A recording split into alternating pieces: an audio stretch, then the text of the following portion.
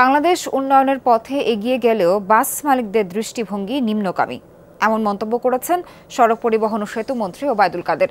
দুপুরে ঈদুল আজহা উপলক্ষে নিরাপদ সড়ক যোগাযোগ সংক্রান্ত এক বৈঠকে একথা বলেন তিনি।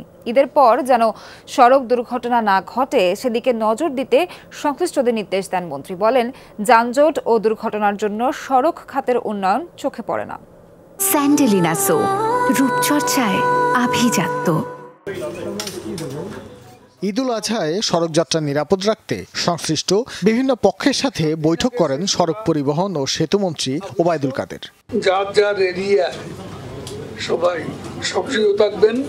বৈঠকে যানজট নিরসনে বিভিন্ন নির্দেশনা দেন মন্ত্রী। কোরবানির ঈদের পর সড়ক দুর্ঘটনা রোধে সজাগ থাকতে সংশ্লিষ্ট সকলকে আহ্বান জানান তিনি।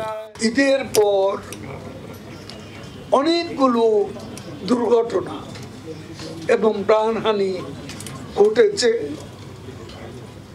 যেটা অবিশ্বাস্য, এবং এ নিয়ে সংসদও ছিল উত্তপ্ত। এই দুর্ঘটনার পুনরাবৃত্তি রোধ করা আমাদের দায়িত্ব। বৈঠকে উপস্থিত ছিলেন পরিবহন খাতের বিভিন্ন নেতারাও। তাদের সামনেই সড়ক ও পরিবহন মন্ত্রী তুলে ধরেন বাসের ফিটনেসের চিত্র।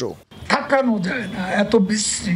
বাংলাদেশ এত এগিয়ে গেল, আর আমাদের বাস মালিকরা তাদের দৃষ্টিভঙ্গি এত নিচে নেমে গেল। এতবার বলছি, নিজে ভিজিট করেছি বারবার রাস্তায়। ফলাফল না আসলে বারবার মিটিং করেও কোনো সুফল আসবে না বলে জানান ওবায়দুল কাদের। ঢাকা সিটিতে খোঁড়াখুঁড়ির কাজটা,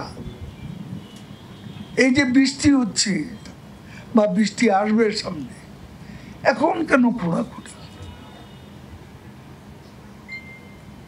আমি সিটিকে অনুরোধ করব, সিটি কর্পোরেশনের উত্তর দক্ষিণে এই খোঁড়াখুঁড়িটা বন্ধ রাখতে হবে। ঘরমুখ মানুষের দুর্ভোগ ও হানিফ ফ্লাইওভারের যানজট কমাতে বিশেষ নির্দেশনা দেন ওবায়দুল কাদের। হানিফ ফ্লাইওভারে সেখানে 1 ঘন্টা 1.5 ঘন্টা স্টাক, পুরা ফ্লাইওভার চলে যায়।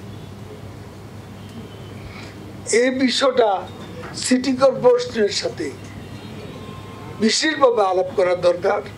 ঈদ যাত্রায় চন্দ্রা ও গাজীপুরে বিআরটিসি বাসের সংখ্যা আরও বাড়ানোর সুপারিশও করা হয় বৈঠকে। পশুবাহী গাড়ির ব্যাপারে এখানে একটা বাড়তি মনোযোগ লাগবে। ভাস্কর ভাদুরী, যমুনা নিউজ, ঢাকা।